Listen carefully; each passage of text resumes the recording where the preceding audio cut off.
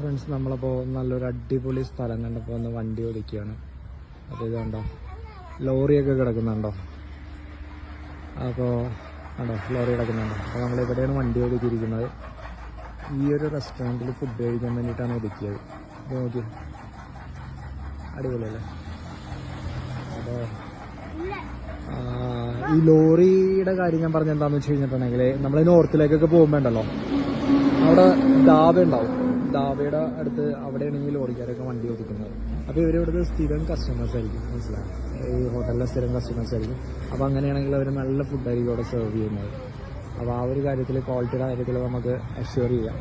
അതുകൊണ്ടിട്ടാണ് ഈ ഒരു സ്ഥലത്ത് ഞാൻ വണ്ടി ഒതുക്കിയത്. ബിക്കോസ് നോർത്തിലേക്കൊക്കെ പോകുമ്പോൾ നമ്മൾ മിക്ക ധാബയിലും, അതായത് ഇവർ കഴിക്കുന്ന ധാബയിൽ നിന്നാണ് ഞാൻ മിക്കപ്പോഴും ഫുഡ് എടുത്തിരുന്നത് വെച്ചാൽ.